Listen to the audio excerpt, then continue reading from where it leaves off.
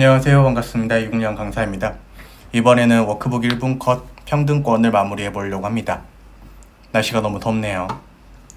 가번 보겠습니다. 제대 군인 가산점 제도 있죠?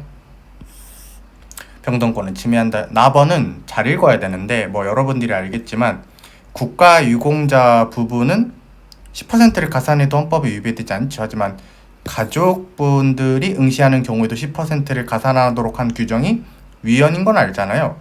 근데 여러분들 이렇게 한 문장으로 돼 있잖아요. 왜 이걸 굳이 이렇게 구분을 할까? 한 문장으로 돼 있는데. 왜냐면 한 문장으로 돼 있다는 것은 이 법을 고쳐야 돼, 안 고쳐야 돼요? 고쳐야 된다는 거죠. 위헌이니까. 그래서 국가 유공자와 가족이 응시하는 경우 우리가 만점에 10%를 가산하도록 한 거 이렇게 묶여 있기 때문에 결국 이 규정은 평등권을 침해하는 거겠죠. 다번은 청년, 우리가 이제 미취업자 하는 이런 청년 할당제니까 헌법 위배되지 않고, 라번은 어느 정도 여러분들 근로자가 있는 규모가 있는 사업주는 장애인분들이 일정 비율 이상 고용을 해줘야겠죠. 그래서 이렇게 해가지고 침해한다는 것은 가나 두 개가 되겠습니다.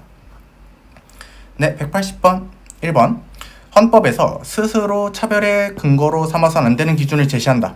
차별을 특별히 금지하고 있는 영역을 제시한다. 그러면 엄격한 심사척도죠. 여기도 엄격한 심사척도여야 되고, 차별적 취급으로 인해서 관련된 기본권이 중대한 제한을 초래하는 경우에도 엄격한 심사척도죠. 그래서 둘 다 엄격한 심사척도여야 되는데 앞에 거는 아니라고 했으니까 틀렸습니다. 2번 우리 국가유공자 본인이 이제 10% 가산점을 주도록 하죠. 이것은 엄격한 비례성 심사를 쓰면 안 되죠. 왜냐면은 헌법에서 어느 정도 어드밴티지를 주라고 했기 때문에. 그래서 우리 비례 원칙을 완화해서 심사, 이렇게 심사되죠. 엄격한 비례성 심사는 국가유공자 가족에게 적용되는 것이겠죠. 그래서 틀렸고요. 디귿 3번 우리 퇴직 후 장애 상태가 확정된 군인에게 상위연금을 지급하도록 개정했는데 그것을 개정법 시행일 이후로부터 적용하는 것은 평등원칙 위배가 되는 판례죠. 그 다음에 4번 자기 또는 배우자의 직계존속을 고소하지 못하도록 규정, 합헌인데 침해한다 했으니까 틀렸죠. 그래서 3번이 답이 돼요. 181번 평등의 원칙은 국민의 기본권 보장에 대한 헌법의 최고 원리이다. 그래서 입법을 하거나 해석 및 집행함에 있어서 따라야 될 기준이다. 국가에 대해서 합리적인 이유 없이 불평등한 대우를 하지 말 것과 평등한 대우를 해달라고 요구할 수 있다. 맞고. 그 다음 여러분들이가 니은번에 초중등학교 선생님들은 정당 강의 금지, 합헌이죠. 그 다음에 적극적 평등 실현 조치, 이것은 잠정적 우대 조치 이렇게도 부를 수가 있는데, 종래 사회로부터 차별을 받은 일정한 집단에 대해서 그동안의 불이익을 보상하기 위한 우대적 조치다. 맞고요. 일단 이걸로 풀어볼까요? 그러면 여러분들 이거 틀렸기 때문에 리을까지 봐야겠네요. 자, 수사가 진행 중이거나 형이 재판 계속 중이었다가 사유가 소멸했다 해서 불기소나 아니면 무죄를 받았을 때는 이자를 가산해 주겠죠. 형이 확정되었다가 사유가 소멸했다, 이자 가산 규정을 두지 않았다. 이 사람은 여러분들 유죄를 받았는데 나중에 재심을 통해서 결국 무죄를 받았던 사람일 겁니다. 그럼 억울한 것은 똑같거든요. 이 사람이나. 근데 전자는 이자까지 가산을 주는데 후자는 이자 가산 규정을 두지 않은 것은 평등원칙 위배가 되는, 모두 맞는 사례가 되겠네요. 그래서 4번을 답으로 고를 수가 있어요. 다음 182번 이거 명함교부 판례는 어떻게 풀어요? 배우자가 지정한 한 명은 위헌이죠.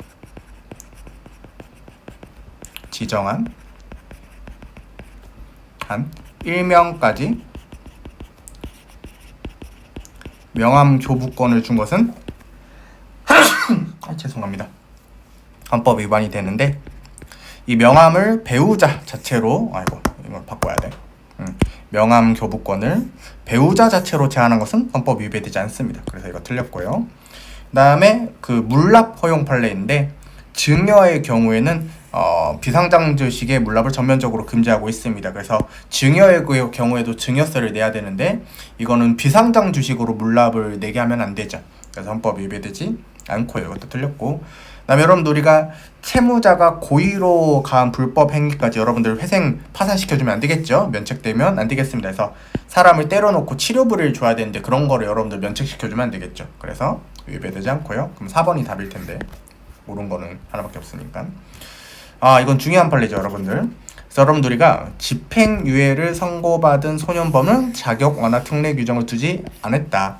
그래서 자격 완화 특례 규정이 일종의 혜택인데 그 공무원이 될 수 있는 자격으로 풀어주는 거거든요. 근데 유죄 확정 판결 받은 애들, 그러니까 실형산 애들은 자격 완화 특례 규정이 있는데 집행유예 받은 애들이 좀 더 낫죠. 그런 애들도 자격 완화 특례 규정이 똑같이 있던가 해야 되거든요. 근데 자격 완화 특례 규정을 두지 않은 것은 헌법 위반이 된다, 이렇게 되는 거죠.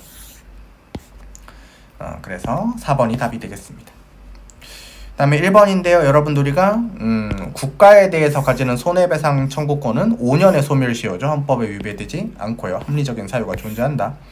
그다음에 여러분들 우리가 애국지사 본인과 순국선열의 유족은 다른 집단이죠. 그래서 우리가 본인에게 더 애국지사 본인에게 높은 보상금을 주죠. 헌법 위배되지 않는다. 그다음에 3번에 반의사불벌죄인 죄가 있고 아닌 죄가 있죠. 그럼 자복이 반의사불벌죄에서는 의미가 있겠지만 반의사불벌죄가 아닌 경우에는 자복이 크게 의미가 없겠죠. 그래서 반의사불벌죄를 범하고 피해자에게 자복한 사람과 달리 세 번째 줄에 임의적 감면의 혜택을 부여하지 않게 되는데 어떤 범죄는 반의사불벌죄가 아닌 범죄에 대해서는 헌법 위배되지 않습니다. 그 다음에 여러분들 옳지 않은 거 골라야 된다. 아이고 그거 실수를 할 수도 있어. 조심해야 돼요 여러분들. 3번이 틀렸고요. 합헌 판례인데 4번에 택시 운송 사업의 버스 운송 사업과는 달리 택시 운송 사업의 운송 비용 정가 금지 조항을 둔 것 헌법에 위배되지 않죠. 누가 나를 이렇게 전화로 불러대. 찍어야 되는데 일단 마지막 문제를 풀어보겠습니다 여러분들. 184번 문제. 여러분들 진동 울려서 죄송합니다. 뭐 급한 일이 있는가 봅니다. 3.1운동 정신과 4.19 민주운동은 독립운동과 그 다음에 민주화운동은 서로 다른 것이죠. 그래서 꼭 동일하게 설정될 필요는 없습니다. 틀렸고요. 그 다음에 여러분들 우리가 저소득층 지역가입자에 대해서 보험료를 보조할 수 있거든요. 그래서 지역가입자와 직장가입자의 차별 취급이 있을 수 있습니다. 평등원칙이 위배되지 않습니다. 그 다음에 3번에 법 적용의 평등도 의미하고 그 다음에 법을 만들 때도 결과적으로 법을 만들 때도 법을 만들 때도 평등의 원칙을 요구하기 때문에 법 적용의 평등도 포함이 되고 법 제정의 평등도 포함이 됩니다. 그래서 틀렸고요. 그 다음 적극적 평등 실현 조치는 이렇게 이제 이미 격차가 벌어져 있는 두 집단이 있는데 이걸 기회를 평등을 주면 똑같이 이렇게 되겠죠.